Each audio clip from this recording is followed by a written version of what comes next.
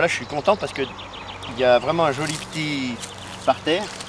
Ça fait un peu rocaille, c'est très joli. En plus ça pousse un peu anarchiquement et c'est ça qui est magnifique.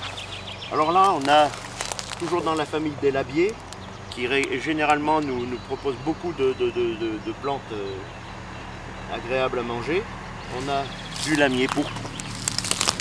Alors le lamier pourpre que certains appellent fausse ortie ou petite ortie, mais qui n'est pas une ortie. Hein. Voilà. Alors, il y a le truc classique des enfants, c'est-à-dire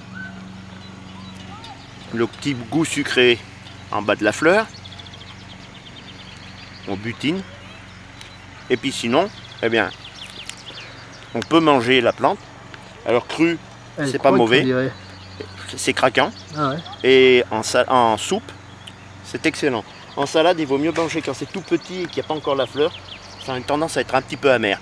Cuit, l'amertume s'en va. Alors ça, c'est excellent. Alors des lamiers, il en existe de différentes couleurs. Il y a le lamier donc pourpre, qui est le plus courant. Il y a le lamier blanc. Il arrive qu'il y en ait du rose. Alors on ne sait pas si c'est vraiment une espèce à part ou si c'est un hybride des deux ou une mutation. Et il y en a du jaune qui est plutôt en sous-bois, qui est un peu plus gros, qui n'a pas tout à fait le même goût. Mais tous sont comestibles. Voilà alors les lamiers.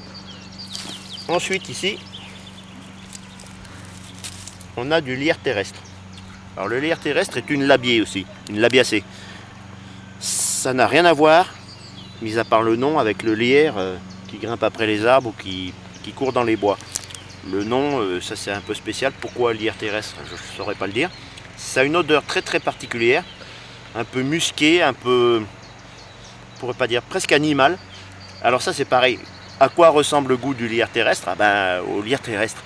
Alors ça a beaucoup de propriétés en médecine à base de plantes. On reviendra là-dessus dans une émission prochaine. Mais là, pour l'instant, on est là pour consommer. Alors en salade, en petite quantité, pour pas donner ce goût trop fort que certains ne peuvent pas accepter, ont du mal à accepter. On peut la manger en soupe. Alors ça donne un très bon goût, pour ma part. C'est particulier. Et puis en omelette.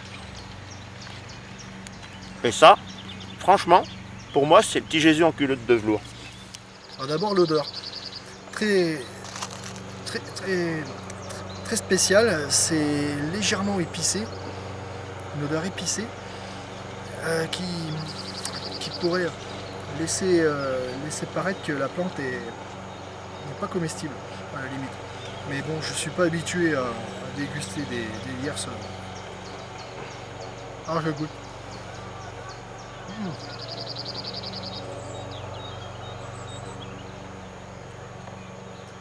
Tu es interrogatif là. Hein, bah, plus on le mâche, plus il a du goût. et le goût est bon. C'est pas mauvais.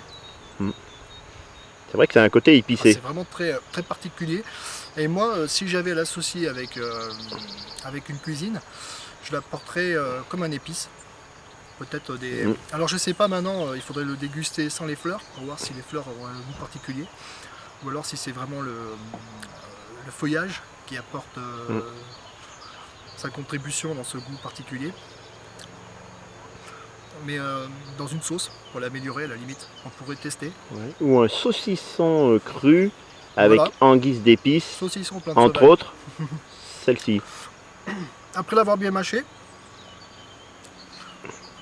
le goût est moins fort, par contre c'est très sec. Ça donne soif. Donc, c'est bon, ça croustille. Hein. D'où la fameuse soif du ramasseur de plantes, cueilleur, Une plante au goût dégustateur exceptionnel. Le lierre terrestre. terrestre.